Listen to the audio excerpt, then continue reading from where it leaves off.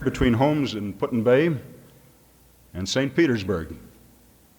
Although I'm sure Dr. Cooks feels that Oxford has become a third home for Mrs. Cooks. They have 4 grown children, and 3 of these have attended Miami. Now, a part of my reference to a very special person comes from the wide recognition accorded Mrs. Cooks for outstanding community service, particularly her work in programs for the furtherance of the status of women. Through her many years in Cleveland, she received honors from the League of Women Voters, the Ohio Congress of Parents and Teachers, Church Women United, the Women's Auxiliary to the Academy of Medicine, and many others. She's been invited to White House conferences on the status of women in 2 administrations. She's received Miami's Bishop Medal for community service and its Alumni Award for service to the university.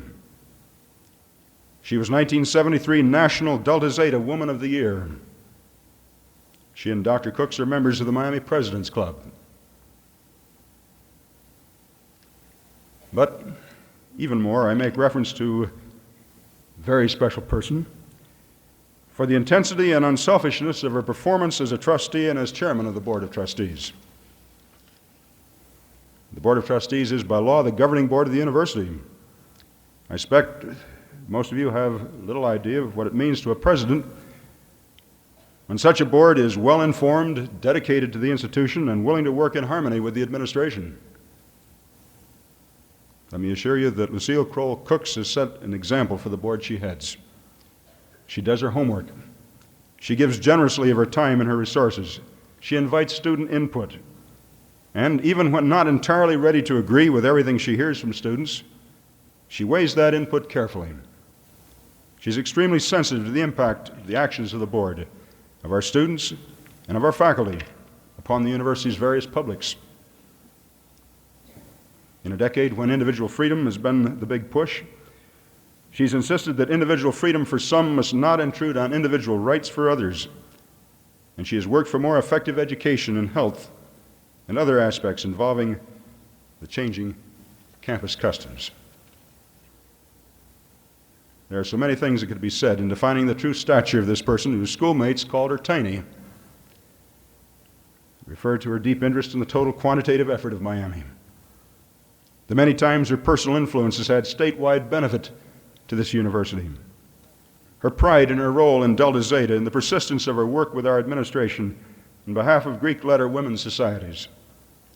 Her shrewd ability to unravel complicated matters with a few quiet, innocent questions. I refer as well to her unflustered leadership in intensive discussions. But the opportunity for speech making today is not mine, but hers. And I now ask that you join me in a welcome to that very special person of this afternoon, Mrs. Lucile Crowell Cooks. Mrs. Cooks.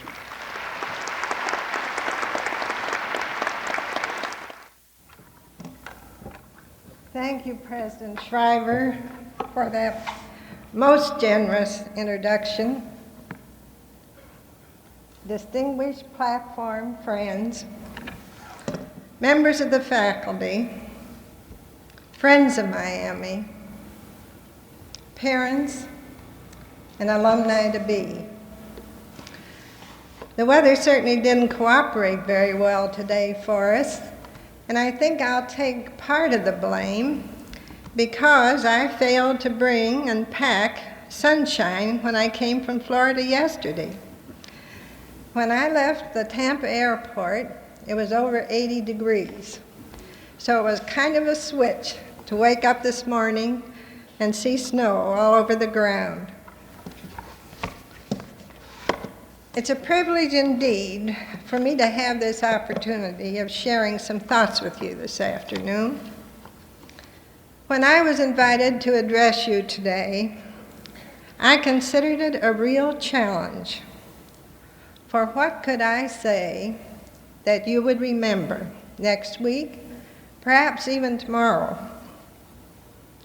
According to the 1974 Statistical Abstract published by the U.S. Department of Commerce, there is a total of 2,665 public and private schools in higher education, universities, colleges, professional schools, teacher colleges, junior colleges, and U.S. service schools. Most of these institutions have at least one commencement each year with a speaker who may talk from an hour to 20 minutes. I assure you, mine will be the latter limit. However, just think of the many profound and scholarly addresses, including words of wisdom, that are presented each year. And this doesn't even include high school graduations. And yet, how much of it, all that is said, is really remembered? So you see, I have a twofold challenge today. First, one, to say something that's worth remembering, and secondly, to devise some method for remembrance. I think I shall try association. Often with commencement, one is given gifts of congratulation as a symbol of achievement of a goal, a step in the ladder of education. So if I were to give you a gift today, it would be a box filled with verities, with fundamental truths, wrapped not with just any color of ribbon, but firmly tied with a red and white ribbon. Now this box containing fundamental truths, if used persistently, can promise a life of happiness and fulfillment for each one of you. Shall we examine the contents? All of us who followed the nightmare and tragedy of Watergate on television and in the newspapers have experienced shock, bewilderment, disillusionment, and frustration. These were well-educated, knowledgeable, professional men who had attained high places in our government, who should have been leaders and examples for the rest of us to follow. A vice president and a president of our country resigned within a comparatively short space of time. However, it is not just in Washington that men are forgetting principles of truth, honesty, and integrity. For currently in Florida, 4 justices of the Supreme Court are under investigation. The Internal Revenue Service and U.S. Attorney have opened a preliminary investigation of the Florida Treasurer. A recently resigned U.S. Senator from Florida is facing multiple felony charges stemming from alleged influence peddling schemes. And within the past year, the former State Commissioner of Education, a member of the governor's cabinet, was indicted on 19 counts of bribery. The steady increase in the crime rate is appalling and now threatens our very freedom. Are we developing an undisciplined people of uncontrolled ambition and selfishness? People hungry for power and wealth at all costs? A people subscribing to the precept that the end justify the means, or a code of conduct based on situation ethics devoid of love? Edmund Burke wrote in 1791, "Men are qualified for civil liberty in exact proportion to their disposition to put moral claims upon their own appetites.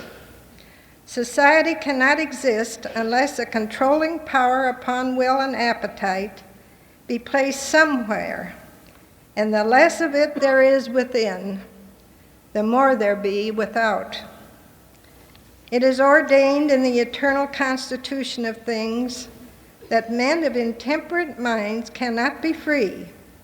Their passions forge their fetters." Again, Knowledge, said Daniel Webster, does not comprise all which is contained in the large term education. The feelings are to be disciplined. The passions are to be restrained. True and worthy motives are to be instilled, and pure morality inculcated under all circumstances.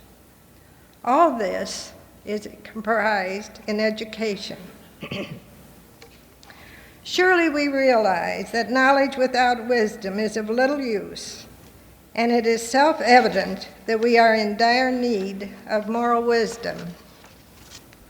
Yet, we are inheritors of the wisdom of every culture of the past as well as the present.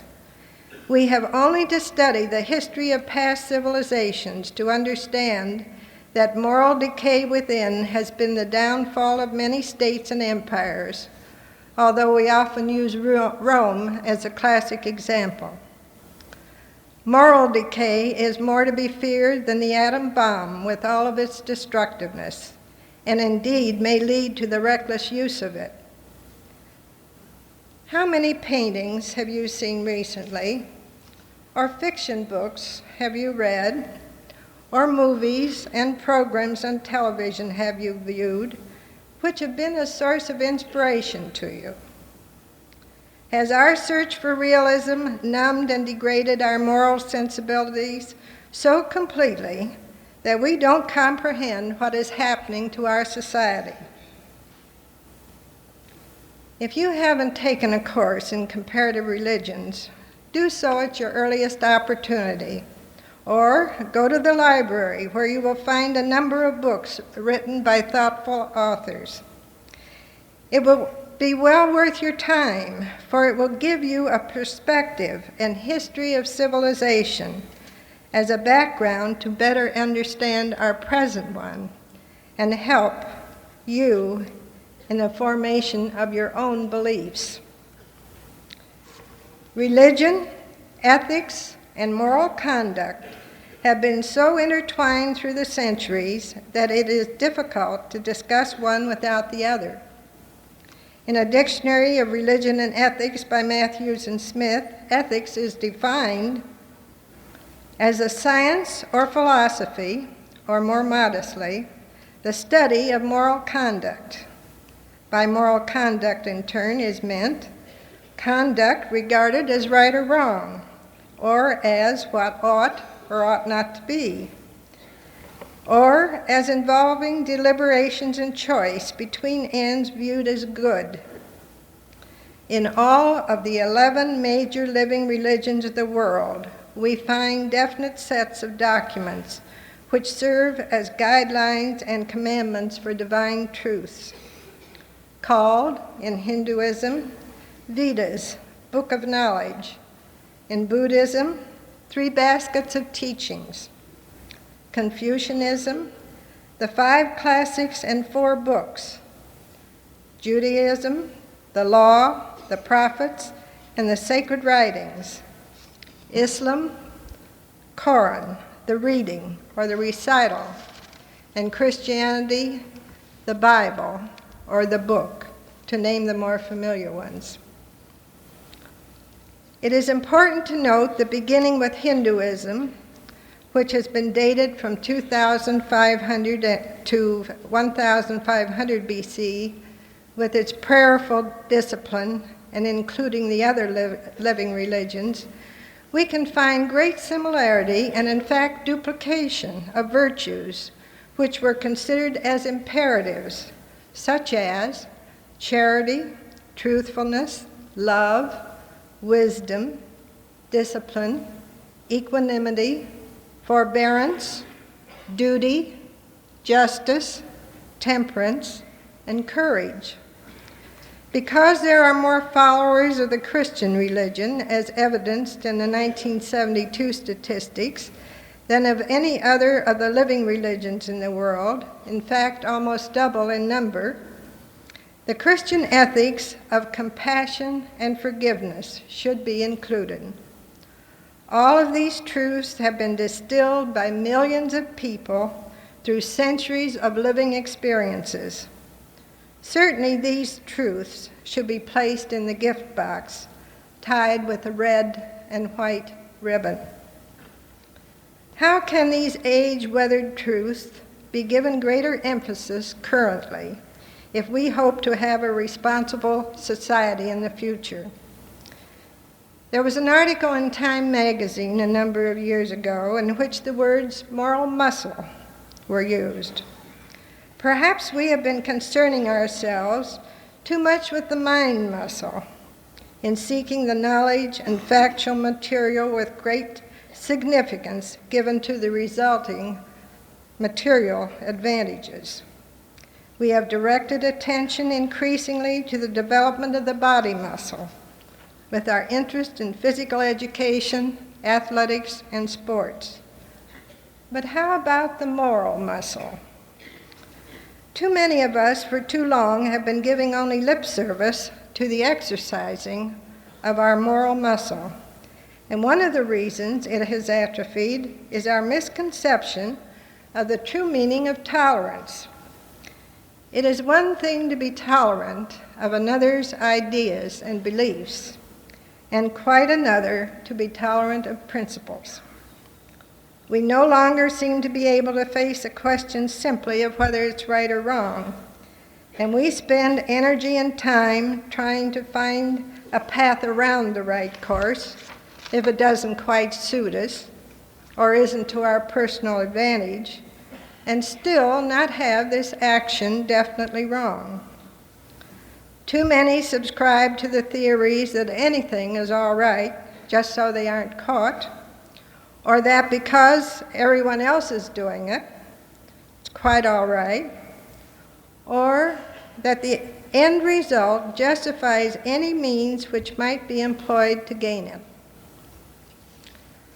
There was a Supreme Court ruling in 1962, Engel versus Vitale, that a non-denominational prayer written by the New York State Board of Regents for voluntary recital in the public schools was unconstitutional as a violation of the First Amendment, which provides that the state shall make no laws respecting the establishment of religion or prohibiting the free exercise there.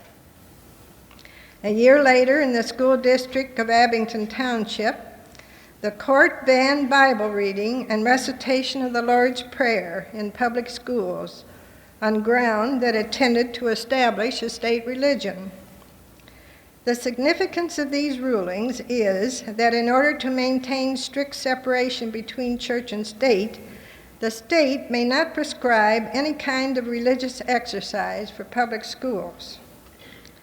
So much confusion has evolved over the interpretation of these rulings that they have become suspect and too touchy a subject to attempt to approach. As a result, moral and spiritual values have suffered.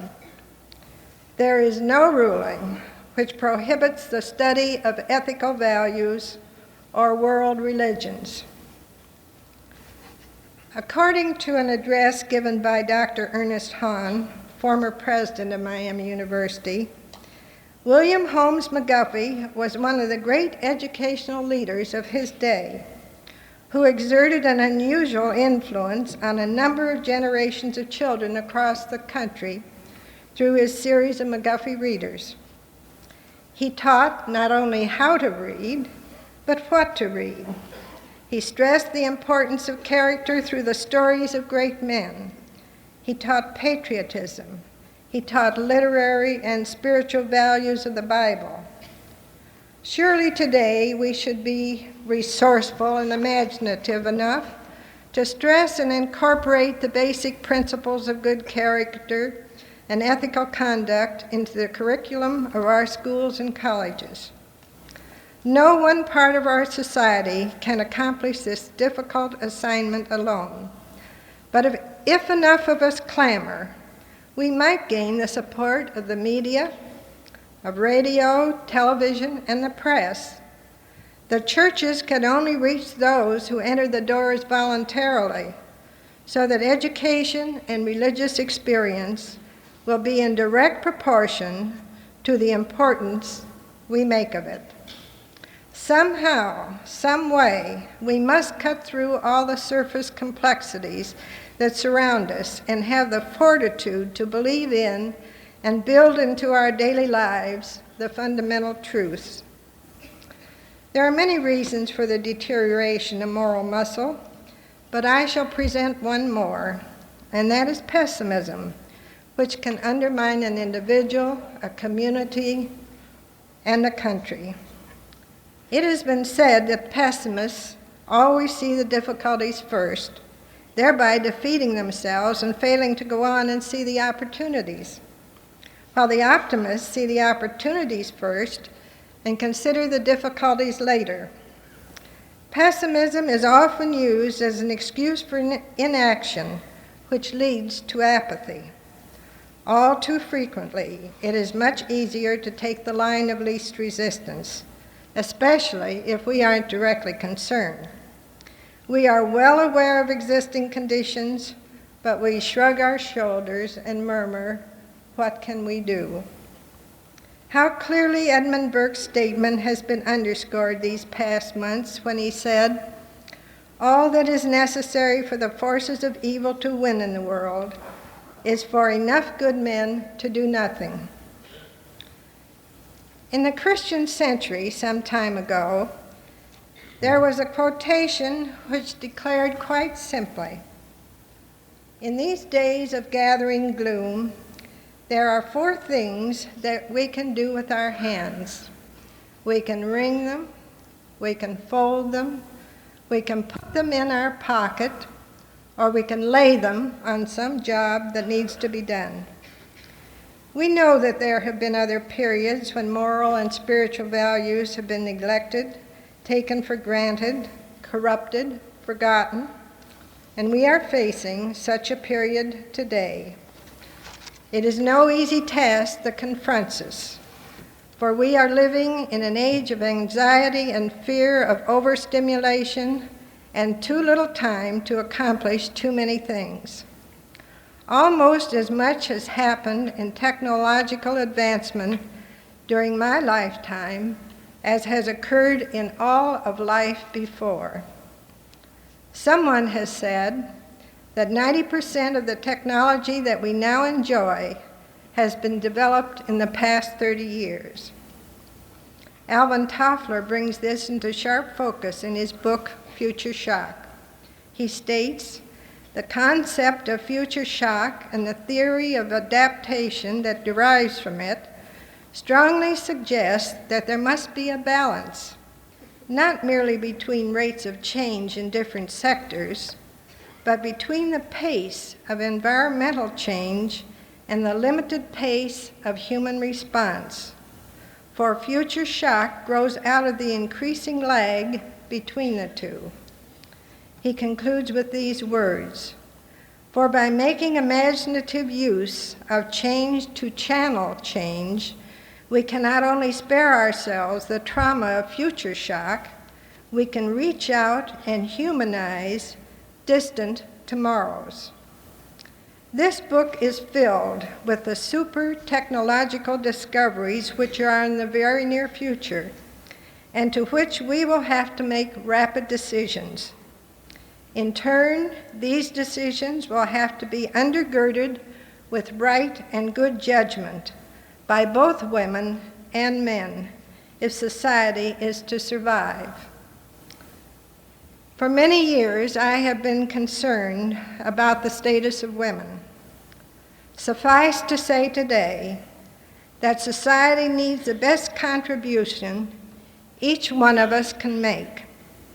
We may not all choose the same way in which to make our contribution, but surely all roadblocks can be eliminated so that each of us can give to the fullest of our talents to this our moment in civilization and hopefully to its progress.